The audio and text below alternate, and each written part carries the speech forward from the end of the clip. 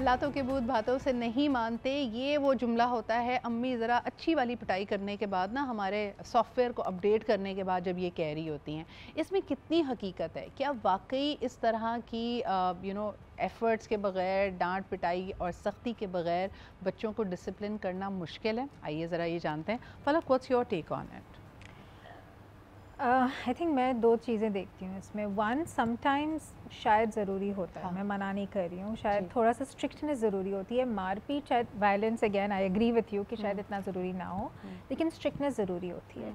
अब स्ट्रिक्टनेस में ये भी ज़रूरी है, जो हमने अभी थोड़ा टाइम पहले you talked about boundaries, you mention this word, and हम बाउंड्रीज़ क्रिएट करें तो हम बच्चों को भी शुरू से बाउंड्रीज सिखाएं कि यहाँ से यहाँ तक यू कैन प्ले, इसमें this is your time, this is वो, you can practice your individuality, जो करना है वो करो, अपने choice. I give you 5 options कि आज तुम ये कपड़े पहन सकते हो, इन 5 में से चूज़ करो, क्योंकि ये इस इवेंट के लिए अप्रोप्रिएट है। तो अगर हम बाउंड्रीज शुरू से बच्चों को सिखाएंगे तो वो खुद ही रोल मॉडल करेंगे अपने लेटर लाइफ में भी, जो लेकिन हम वर्क हमने लाइफ अगर में भी करेक्टिव कहते हैं। मेजर करना है, बिगाड़ आहिस्ता आहिस्ता आया है लेकिन आ गया है। जैसे अभी हम ट्रैफिक की मिसाल दे रहे थे, कोई भी बिल्डिंग अथॉरिटी, या अगर घरों में ही देखें, हमने शुरुआत तो की कि बच्चे का स्क्रीन टाइम लिमिटेड होना चाहिए, लेकिन अब वो पहुंच गया 5-6 घंटे पे। जब आप सख्ती करते हैं, पाबंदी लगाते हैं कि नहीं तुम्हें स्क्रीन मिलेगी, तो बच्चा भी एजिटेटेड होता है, आप भी एजिटेटेड होते हैं। कैसे इम्प्लीमेंट करें इसको? इसमें फिर आपको स्लोली रिवर्स करना होता है, कोई भी इमीडिएट चीज़ नहीं होगी, राइट। मतलब बच्चों से ज़्यादा मैं ये भी कहती हूँ कि कभी कभी वाइफ्स ना, जो शुरू में अच्छा हम देते जाते हैं, हम हस्बैंड की सुनते जाते हैं, हम ये करते जाते हैं, फिर आपको एक रियलाइज़ होता है कि ओह, मैंने अपनी इंडिविजुअलिटी फिर से खो दी। आई थिंक मेरे दिमाग में अभी रिसेंटली कोई ड्रामा चल रहा था, उसका सबा कमर का, where she talks about it, कि she keeps stops writing, she stops pursuing her career, या जो भी चीज़ें थी, एंड देन It explodes.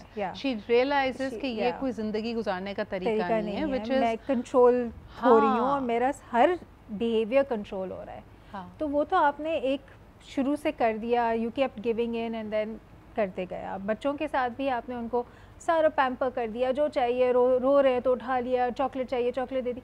कहीं ना कहीं हमने खुद उसको किया implement, sort of either I gave in or I gave in both ways। मुझे ये बताओ कि आजकल तो लोग कहते हैं कि पेरेंट्स पे डबल प्रेशर है। हमारे पेरेंट्स थे, आज के पेरेंट्स को ये सलाह दी जाती है कि आपने बच्चों का दोस्त भी बनना है। तो अगर आप एज अ पेरेंट बच्चे से दोस्ती कर लेंगे तो बच्चे की पेरेंटिंग फिर किसने करनी है? ये एक्चुअली मैं कहती हूँ ना, अपना हमने माइंड सेट शायद कुछ हमारा सही नहीं है। अगर मैं अपना बताऊँ आपको, तो मैं अपने बच्चों की दोस्त हूँ, ठीक है। अगर हम बच्चों के दोस्त इतने करीब नहीं होंगे, आजकल के हालात कैसे हैं, ठीक है ना, तो बच्चे मतलब बड़े इजी उसमें ना हमसे बात शेयर कर सकते हैं, ठीक है। तो मेरे बच्चे माशाल्लाह यूनिवर्सिटी गोइंग हैं, और हम बैठ के जो है ना साथ में हंस रहे होते हैं, बोल रहे होते हैं, हंसी मजाक इनफैक्ट हम लोग कर रहे होते हैं, ठीक है। तो मैं बड़े इस बात का अगर कंक्लूजन करूँगी ना, वो इस तरह से होगा कि हमारे पेरेंट्स के पास ना वक्त था हमें देने के लिए, ठीक है। आजकल कंपटीशन है, ठीक है। सॉरी टू से, बड़े मैं कहती हूँ ना माजरत के साथ, कि माओं के पास जो है ना, वो अभी तो सिर्फ ये कहते हैं कि अच्छा हम अपने बहुत सारी चीज़ें अपने बच्चों को वो देते हैं, जो हमें नहीं मिली, जी, जो हमें नहीं मिली। हम क्योंकि कंपटीशन आ गया, ठीक है। वहाँ पर फलां के बच्चे के पास ये है, ख़ानदान में इन बच्चे के पास ये है, तो अपने बच्चों को सिखा क्या रहे हैं? बिल्कुल सही। I think very important question. एक कॉलर भी हमारे साथ हैं, आइए उनकी बात सुनते हैं। ऑल्दो ये हमारे पूरे माशरे पे अप्लाई करता है, लेकिन ऑफ कोर्स इसका फोकस जो बुनियाद बच्चे की पड़ती है वो उसकी तरबियत से होती है, उसके घर से होती है, तो हम इस पे भी बात कर रहे हैं। लेट्स सी कि कॉलर ने क्या कहना है। हेलो, अस्सलाम वालेकुम। जी वालेकुम अस्सलाम, मालिक राशिद बोल रहा हूँ। क्या हाल चाल है राशिद साहब आपके? अल्लाह का शुक्र, आप सुनाएं। हम तो परेशानी हो गए थे कि आप पता नहीं कहाँ चली गई। नहीं, तो मैंने आते ही आप सबका शुक्रिया किया इस तमाम परेशानी के लिए, क्योंकि लोगों ने मुझे बहुत सारे कंसर्न मैसेजेस किए। मुझे नहीं अंदाजा था कि लोग इतना रेगुलरली देखते और इतनी मोहब्बत करते हैं। अरे मैंने तो कल भी एक जगह सोशल मीडिया पे जहाँ आपका था, तो मैंने कहा बिल्कुल आप कम बैक करें, क्योंकि प्रोग्राम की माशाल्लाह जान है, और आपके साथ ही उनके बहुत शुक्रिया। तो बड़ा अच्छा माशाल्लाह आप कंडक्ट कर रही थी, तो आपकी टीम को भी, आपको सबको thank you so much. It's a team effort, और सबसे बड़ी बात ये कि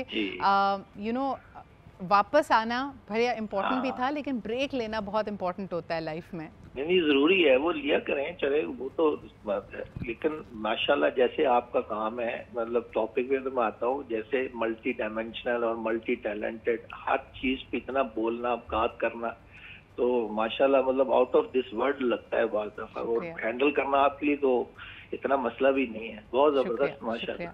और क्या कहेंगे राशिद, अब तो आपने मेरा ढेरों खून बढ़ा दिया, वजन भी बढ़ गया होगा शायद। बताएं आज के टॉपिक पे क्या कहेंगे? मैं थोड़ा हमेशा की तरह पॉजिटिव ही रहूंगा जी। ठीक है, लातों का भी इस्तेमाल करना चाहिए, लेकिन बातों में जो असर है ना क्या बात है, वो मस्कुलर बातें करें आप, दरअसल मसल्स होते हैं आपकी बातों की भी। अगर आप एक अफेक्टिव और ऐसी बात करें, टू द पॉइंट करें और बंदे को देख के बात करें, तो ऐसा नहीं है कि आप पे असर ना हो। जो अगर इंसान है, ह्यूमन बीइंग है, वो हो ही नहीं सकता मुतासर हुए बगैर रह सके। और वक्त के ऊपर करें, एज के हिसाब से करें। अगर कोई बच्चा है तो उसे बड़ों की तरह ना समझाएं, अगर कोई बड़ा है तो उसे बच्चों की तरह ना समझाएं। बातें करें, बात करें, ऐसी इफेक्टिव हो। मैं कहता हूँ ऐसा हो ही नहीं सकता, जो बात के अंदर जान है वो किसी और चीज में है ही नहीं। क्या बात है, बहुत ज़बरदस्त बात है। और बातों में ये असर कैसे पैदा करें, इस पे भी बात करनी ज़रूरी है। But thank you so much for calling in. ये सवाल अगर फलक आपके पास लेके आओ, बात इनकी बिल्कुल सही है कि एक्सट्रीम मेजर तक बात ही ना पहुँचे। ये नहीं कि हाथापाई की बात, बल्कि सख्ती पे भी उस नहज पे ना पहुँचे। हम पहले से ही, जैसे आपने कहा ना, कि स्लोली उसको रोल आउट कर सकें। ये कॉन्फिडेंस अपने अंदर कैसे पैदा करें, कई लोगों में नहीं होता। जैसे अगर बीवी को भी ससुराल में कोई बात बुरी लग रही है, कई दफ़ा तो वो झिझकती ही रहती है, वो बात ही नहीं कर पाती उस बारे में। अच्छा, मैं इन दोनों चीज़ों को फिर से कपल करूँगी। आई एग्री, बातों में बहुत असर होता है। बात actually words are very important. How we say it, how we communicated, second step ये आता है कि अच्छा मुझे पता तो है कि मुझे क्या चीज़ बुरी लग रही है, लेकिन मैं उसको कम्युनिकेट फिर कैसे करूँ। तो जहाँ उन्होंने भी दोस्ती की बात की, आपने भी, कि बच्चों की इसके साथ दोस्ती लाइफ स्टेजेस के साथ आपकी रिलेशनशिप चेंज होनी चाहिए। सही। एज अ चाइल्ड आप बिल्कुल छोटे बच्चे के साथ दोस्ती शायद नहीं कर सकते, उसको डिसिप्लिन या उसको मोरालिटी सिखाना भी ज़रूरी है। इसी तरह से अगर हम मतलब अगर वाइफ को कुछ कहना है कि कोई बात बुरी लगी है, तो आप आइडेंटिफाई करें कि भाई इस वक्त इस घर में मैं किससे क्या बात कर सकती हूँ, कैसे बात कर सकती हूँ। हर चीज़ मैं गुस्से से नहीं बोलूँ। अगर या even if I am gonna say this कि मैं कभी if I am at work and I have a problem, सही, I know this is my problem, मुझे इस बात से इशू हो रहा है, लेकिन मैं जब अपने बॉस या किसी के पास जाती हूँ तो मैं कभी कभी सोल्यूशन के साथ जाती हूँ कि okay this is what's happening, अब मेरे पास ये 2-3 ऑप्शंस हैं, can you tell me how to deal with it. बिल्कुल। तो हर चीज़ का एक तरीका इन अ वे है, और उस तरीके को हम कैसे यूज़ करें वो हमें ख़ुद भी समझना ज़रूरी है। You are absolutely right in that कि हर चीज़ पे एक्सट्रीमिटी की ज़रूरत नहीं होती, आप उसको आसानी से भी कर सकते हैं, लेकिन हाँ उसके लिए बहुत अहम है कि आप माइंडफुल हो, आपको पता हो कि आपके इर्द गिर्द क्या हो रहा है। अच्छा, ये जो भी बात की, ये लातों के भूत बातों से नहीं मानते, ये अप्लाई कर लेते हैं ज़रा मियाँ बीवी के ऊपर भी। कई दफ़ा आप जब साथ रहते हैं और इतना क्लोज़ रिलेशनशिप है, बातें सुन सुन के भी ना आप यू बिकम लाइक कोई फ़र्क नहीं पड़ रहा। वो ख़वातीन पे तो फ़ौरन ही लेबल लग जाता है कि ये नैग कर रही है।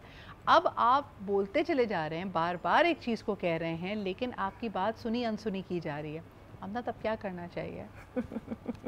नाजुक सूरत हाल है, यूनिवर्सल प्रॉब्लम है ये। इस बात में क्या कह सकते हैं, मतलब नहीं, ये होता है, ये मतलब इस बात में जो है ना, मैं ये कहूँगी कि हर घर में ये होता है। एक टाइम पे एक टाइम होता है हर चीज़ का। अगर हस्बैंड वाइफ में भी ये सब चीज़ें चल रही होती हैं तो स्टार्ट में जैसे कि अगर चलो हस्बैंड ने कुछ कहा, वाइफ उसकी बात को सुन रही है, बहुत ज़्यादा ये रिलेशन में सही बात है, ठीक है, और उसके बाद कह जाती है कि भाई ये तो नॉर्मल है, ये तो हर दूसरे दिन की कहानी है। देखिए अब हमारे यहाँ रिवायती तौर पे तो 2-3 हरबे हैं ना, हरबे कह लो या पॉसिबिलिटीज़ यही है कि बड़ों को इन्वॉल्व कर लिया जाता है, बीवी रूठ कर अपने मैके चली जाती है।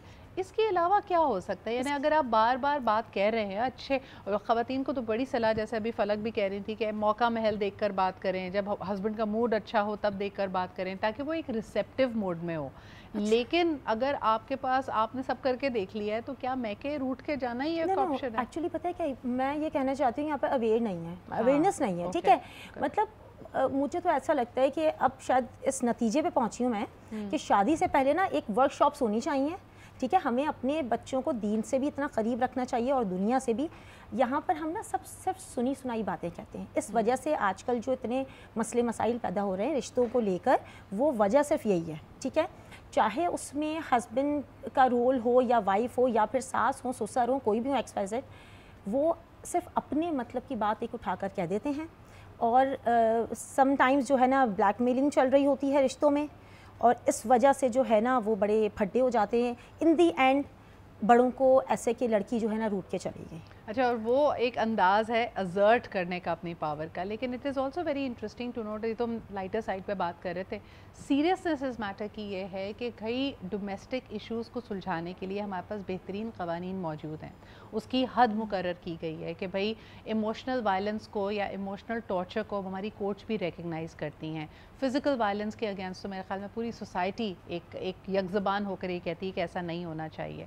लेकिन इसके बावजूद भी, इन तमाम तर क़वानीन के बावजूद भी ख़वातीन की इन तक रसाई नहीं है, because there is a cultural barrier. जब आप इन बातों के बारे में बात करते हैं कि भाई अब ये चीज़ नॉर्म बनती जा रही है, मेरे साथ बैड बिहेवियर एक नॉर्म बन गया, जैसे फ़लक ने अभी एक ड्रामे की भी मिसाल दी, तो आपके पास क्या इख्तियार है, आप किस तरह एक एफिशिएंट तरीके से अपनी बात को मनवाएं। इस पे बात करते हैं एक छोटे से ब्रेक के बाद।